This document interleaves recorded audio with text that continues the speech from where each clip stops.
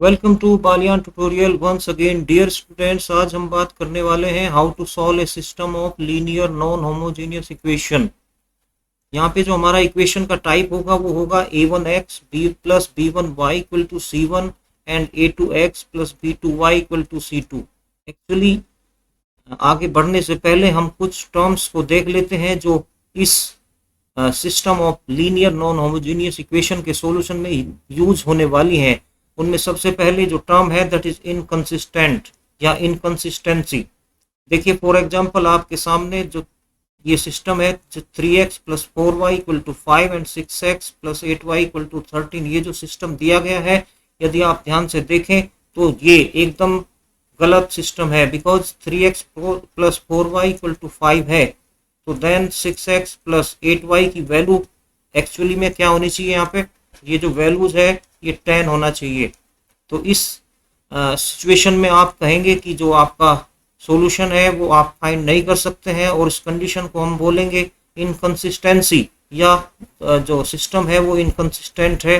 Means आप दिए गए सिस्टम में जो इक्वेशन है उनको किसी भी कंडीशन में सॉल्व नहीं कर पाओगे, बिकॉज ये इम्पॉसिबल होगा आपके लिए।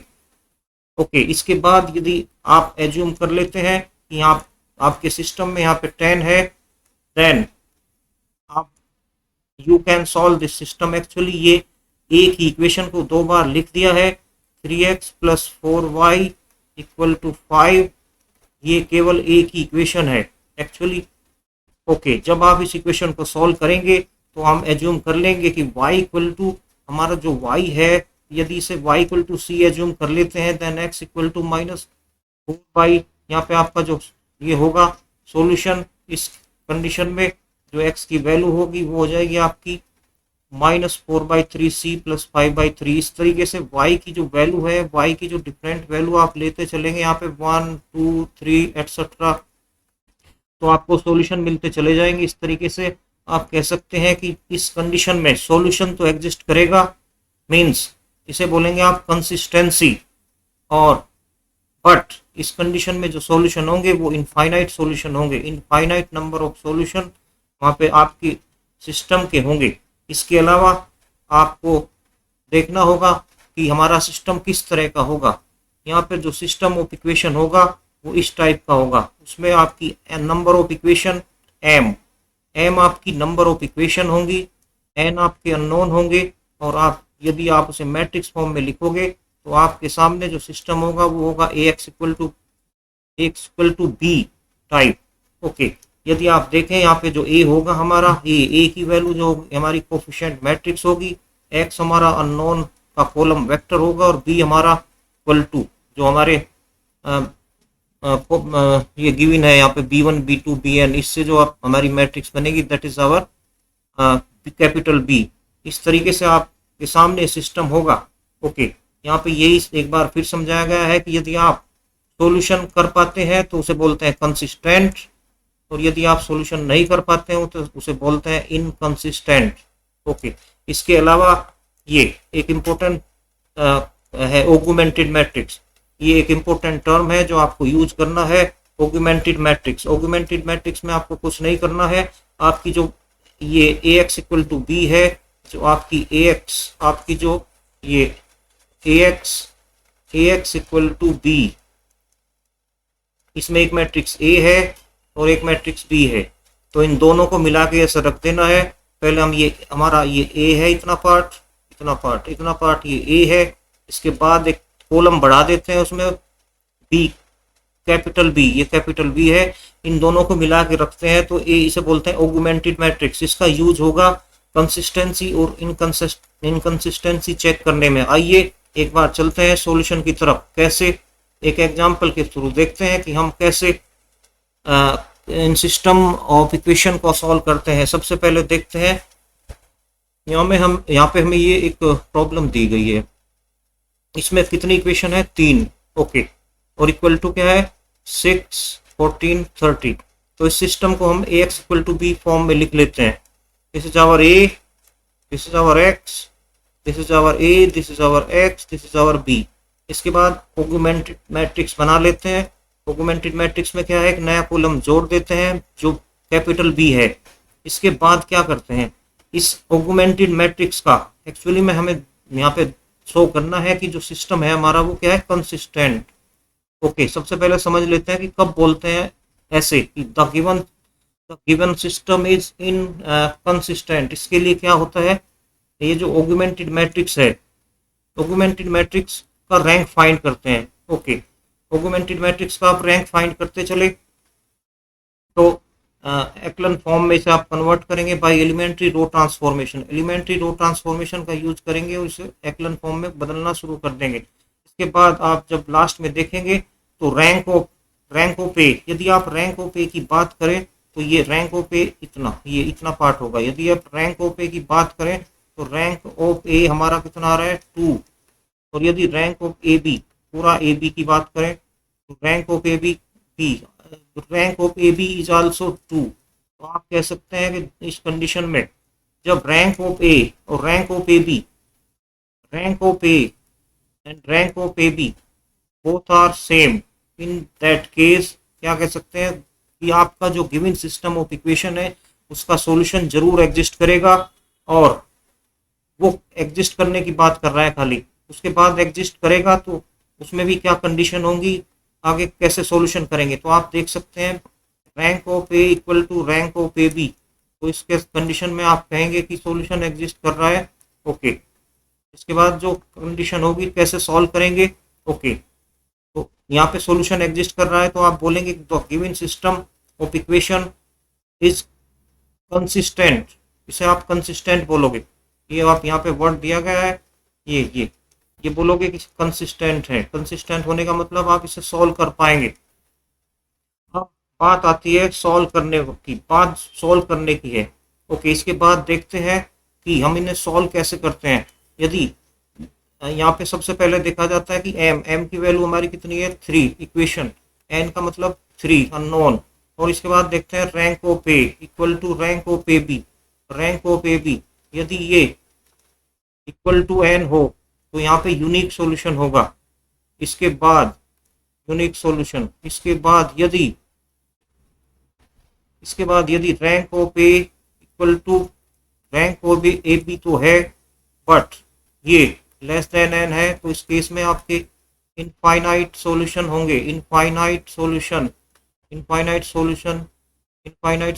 Exist in this case. Okay, ये सबसे इंपॉर्टेंट बात है। तो यहाँ पे क्या देख रहे हैं आप, rank of A equal to rank of A B है बट दैट इज 2 और एन की वैल्यू क्या है, यहाँ पे N is unknown, N is 3। तो रैंक जो आपका रैंक है आर, मान लेते हैं इसे आर, तो आर की वैल्यू आपकी 2 है, एन की वैल्यू आपकी 3 है, तो रैंक आपका हो गया लेस देन एन। इस केस में आपके इनफाइनाइट सॉल्यूशन आपके एग्जिस्ट करेंगे। इनफाइनाइट सॉल्यूशन तो उन्हें कैसे करते हैं, तो जब आप रैंक फाइंड करते हैं तो ए की वैल्यू आपकी ये बची, ये आपकी कन्वर्ट होगी एलिमेंट्री ट्रांसफॉर्मेशन से। तो जो आपको 3 इक्वेशन थी वो 2 इक्वेशन में कन्वर्ट हो गया, 3 इक्वेशन की जगह आपकी 2 इक्वेशन बची। इसमें क्या करते हैं, इसमें यदि आप जेड को सी एज्यूम कर लेते हैं, तो यदि आप जेड को सी एज्यूम कर लेते हैं तो आपका जो एक्स है दैट इज सी माइनस 2 और वाई की वैल्यू आपकी 8 माइनस 2c। इस तरीके से आपका जो सिस्टम है, this is our solution, z equal to C, y equal to 8 minus 2c and x equal to C minus 2। इस तरीके से c की वैल्यू यहाँ पे बदलते रहेंगे, c की वैल्यू 1 2 3 एक्सेट्रा, और बाकी कुछ भी 1.1 1.2 भी ले सकते हैं। तो आपका जो सिस्टम है वो इनफाइनाइट सॉल्यूशन यहाँ पे होंगे।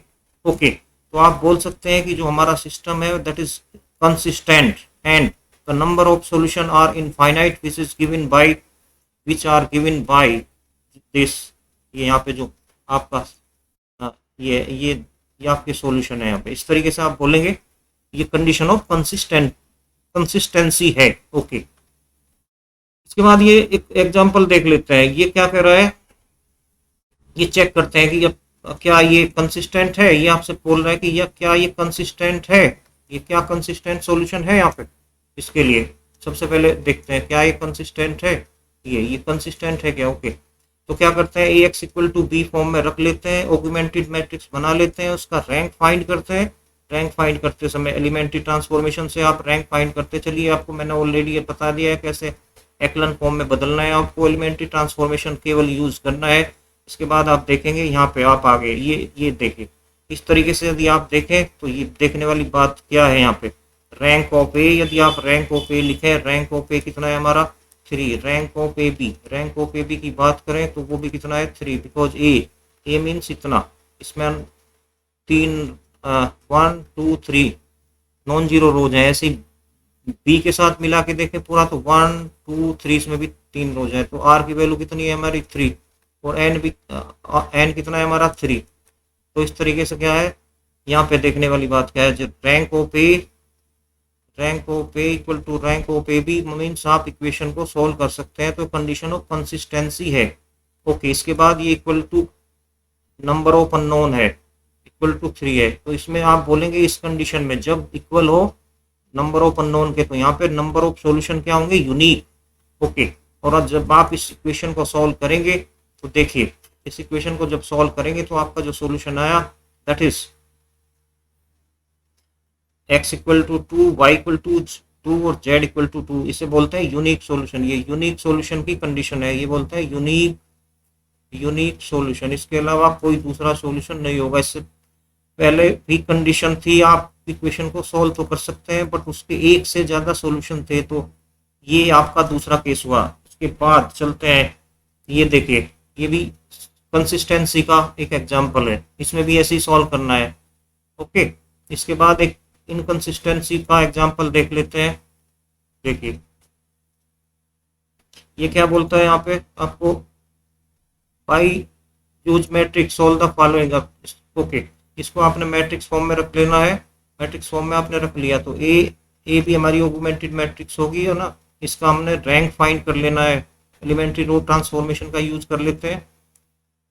एलिमेंट्री ट्रांसफॉर्मेशन का यूज करते जाइए, यहाँ पे 0 0 बनाते जाइए। इसके बाद जब लास्ट में आप पहुंचेंगे तो यहाँ पे भी ये क्या है कंडीशन, देखिए सेम कंडीशन है यूनिक सॉल्यूशन की, बिकॉज हमारा जो रैंक ऑफ ए है, rank of A is equal to also 3 and equal to rank of A B का जो रैंक है वो भी सेम है, और वो नंबर ऑफ अननोन भी कितने 3, एन की वैल्यू भी क्या है 3। तो इस तरीके से आप बोल सकते हैं कि जो सिस्टम है आपका उसका एक यूनिक सॉल्यूशन होगा। उस तरीके से उसने यूनिक सॉल्यूशन यहाँ पे आपको फाइंड करके दिया है। This is our unique solution. z equal to 5, y equal to 3, x equal to 1, this is our unique solution. Okay, ये बहुत एक अच्छा बहुत ही जबरदस्त क्वेश्चन है, इसे ढंग से समझ लेते हैं। देखिए यहाँ पे क्या दिया है, x plus Y equal to 6 and यह दूसरा इक्वेशन है आपका। ये बहुत ही इंपॉर्टेंट क्वेश्चन है, इसे पूरा पहले समझ लेते हैं। इसमें यहाँ पे लैम्डा और म्यू की ऊपर आपके पूरा सिस्टम का सॉल्यूशन डिपेंड करने वाला है। तो कह रहा है कि लैम्डा और म्यू की कौन कौन सी वैल्यू है जिसके लिए कोई सॉल्यूशन नहीं होगा, मींस इनकंसिस्टेंसी, यूनिक सॉल्यूशन होगा केवल, और an infinite number of solution होंगे। तो वो सारी कंडीशन आप समझ लेते हैं। तो दिए गए सिस्टम को आप इस ax प्लस इस फॉर्म में रख लेते हैं। ओके, इसके बाद a, this is our a, this is our a, this is our x, this is our b। अब ऑगमेंटेड मैट्रिक्स बना लेते हैं। ऑगमेंटेड मैट्रिक्स में आप इसे कन्वर्ट करते चलेंगे, एलिमेंट्री रो ट्रांसफॉर्मेशन का यूज करेंगे। This is our augmented matrix. उसका यदि रैंक देखें, अब देखिए सबसे पहली कंडीशन है, सबसे पहली कंडीशन में है कि सॉल्यूशन इसका सबसे, यदि इसका रैंक यहाँ पे ये चीज देखनी है, इसका रैंक यदि यहाँ पे लैम्डा की वैल्यू यदि लैम्डा इक्वल टू 3 हो जाता है, लैम्डा इक्वल टू 3 होते ही रैंक ऑफ ए तो हो जाएगा आपका, यदि 2 और म्यू की वैल्यू क्या है, म्यू क्या कर दिया आपने not equal to 10, mu equal to not equal to 10, तो रैंक ऑफ ए बी क्या हो जाएगा आपका 3। तो इस कंडीशन में आप बोल सकते हैं कि आपका सॉल्यूशन डज नॉट एग्जिस्ट। तो इसलिए ये वाली बात इसने यहाँ पे लिखी है, दूसरे नंबर पे लिखी है, ये सारा यहाँ पे समझा है आप। तो इस कंडीशन में क्या होगा यहाँ पे, when lambda equal to 3 and mu is not equal to 10, then rank of AB is 3 and rank of A is 2. In this case, the rank of AB is not equal to rank of A. So given system of equation inconsistent हो जाएगा, यानी कि आप solution find नहीं कर पाओगे। तो कह दोगे देयर इज नो सॉल्यूशन, इसके लिए लिखोगे नो सॉल्यूशन। नो सॉल्यूशन के लिए क्या कंडीशन होगी आपकी यहाँ पे, इसके बाद सॉल्यूशन एग्जिस्ट करने वाली बात है। सॉल्यूशन एग्जिस्ट करने वाले, सॉल्यूशन कब एग्जिस्ट करेगा? सॉल्यूशन एग्जिस्ट करेगा यदि आप ऐसा कर देते हैं। दूसरा, यदि आप इसमें लैम्डा इक्वल टू 3 कर देते हैं और म्यू इक्वल टू 10 कर देते हैं थोड़ी देर के लिए, उस कंडीशन में जब लैम्डा इक्वल टू 3 होगा तो रैंक ऑफ ए भी 2 हो जाएगा और रैंक ऑफ ए भी इक्वल टू आल्सो 2 हो जाएगा। बट एन की जो वैल्यू है दैट इज 3, तो इस कंडीशन में क्या हो जाएगा? Rank is less than N हो जाएगा। तो उस केस में क्या होंगे आपके? Infinite solution exist. इसके लिए कंडीशन इसने यहाँ पे तीसरी समझाई है। तो इस केस में यदि लैम्डा इक्वल टू 3 हो, म्यू इक्वल टू 10 हो, तो इनका रैंक क्या हो जाएगा? 2 और लेस देन एन की वैल्यू क्या है? 3। तो इस केस में क्या होगा? इसके जो सॉल्यूशन है वो क्या होंगे? सॉल्यूशन तो होंगे, सिस्टम तो हमारा कंसिस्टेंट होगा, बट उसके जो इक्वेशन के जो सॉल्यूशन होंगे वो क्या होंगे? इनफाइनाइट नंबर ऑफ सॉल्यूशन होंगे। इसके बाद बात आती है कि इसका यूनिक सॉल्यूशन कब होगा। यूनिक सॉल्यूशन के लिए आपको यहाँ पे rank of A equal to rank of A B होना चाहिए और rank of A B equal to number of unknown यानी कि 3, ये कंडीशन होनी चाहिए। इसके लिए क्या होना चाहिए? इसके लिए सीधी सी बात है कि लैम्डा की वैल्यू भी नॉट इक्वल टू लैम्डा 3 नहीं होना चाहिए आपका, और म्यू जो है आपका ये यहाँ पे देखिए। So in this case the given system of, जब आपका लैम्डा 3 नहीं होगा, ओके, लैम्डा केवल 3 ना हो, म्यू आपका चाहे कुछ भी हो जाए उससे फर्क नहीं पड़ेगा, क्योंकि इस केस में जब लैम्डा 3 नहीं होगा ना, तो इसकी जो वैल्यू होगी इस केस में, इस केस में जो lambda not equal to 3, then lambda is -3 is not equal to 0, ये कभी 0 नहीं होगा। तो यहाँ पे एक 0 बनी रहेगी चाहे म्यू की वैल्यू कुछ भी हो। तो इस कंडीशन में आप बोलेंगे कि rank of A B is rank of A equal to 3। तो इस सिस्टम का जो इस केस इन दिस केस जो आपका इक्वेशन का सॉल्यूशन होगा वो होगा आपका यूनिक सॉल्यूशन। ये एक बहुत अच्छा क्वेश्चन था आपका, इसे ध्यान से आप कर लेंगे। This was all about how to find the solution of non linear equations. Okay, इसके बाद ये वर्किंग रूल देख लेते हैं। वर्किंग रूल समझने के लिए वर्किंग रूल पे आप आ जाइए। वर्किंग रूल यहाँ पे दिया गया है, कैसे आप समझ ले। अब आपको ये समझ आ जाएगा वर्किंग रूल क्या है। ओके, वर्किंग रूल में सबसे पहले जो हमारा सिस्टम है ax इक्वल टू बी, उसमें ऑगमेंटेड मैट्रिक्स आप बना लेते हैं, राइट द ऑगमेंटेड मैट्रिक्स। इसके बाद ऑगमेंटेड मैट्रिक्स का रैंक फाइंड करते हैं, find the rank of augmented matrix.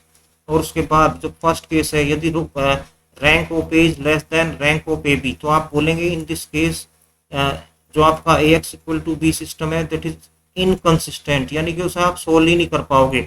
They have no solution, ये भी बोल सकते हो, उसे हम सोल्व नहीं कर सकते हैं, उसका कोई सॉल्यूशन नहीं होगा। इसके बाद यदि आप देखें, यदि rank of A equal to rank of A B है, मान लिया उसकी वैल्यू आर है, तो आर की जो वैल्यू है, जब आर की वैल्यू, ये जो आपका आर आया रैंक, यदि आर इक्वल टू एन है, तो आपका यूनिक सॉल्यूशन होगा, जो अभी आपने देखा है क्वेश्चन के थ्रू, यूनिक सॉल्यूशन होगा। बट कभी कभी आर की वैल्यू एन से कम भी होगी, आर की वैल्यू कभी भी एन से ज़्यादा नहीं होगी, ये पॉसिबल नहीं है। तो आर की वैल्यू या तो इक्वल टू एन होगी या लेस देन होगी। जब आर की वैल्यू इक्वल टू एन होगी, यानी कि N means number of unknown कितने हैं, एक्स वाई जेड, उस केस में आपका यूनिक सॉल्यूशन होगा। But if R is less than N, तो उस केस में आपके जो सॉल्यूशन होंगे वो इनफाइनाइट सॉल्यूशन होंगे। यही आपने एग्जाम्पल के थ्रू मैंने आपको समझाया है, ये सारा वर्किंग रूल है, इसके क्वेश्चन आप करते जाइए। This was all about how to solve system of, ये आपका टॉपिक था, कैसे सॉल्व करते हैं आप system of linear non homogeneous equation को, आपने कैसे सॉल्व करना है। This was all about the solution. Okay, thank you very much.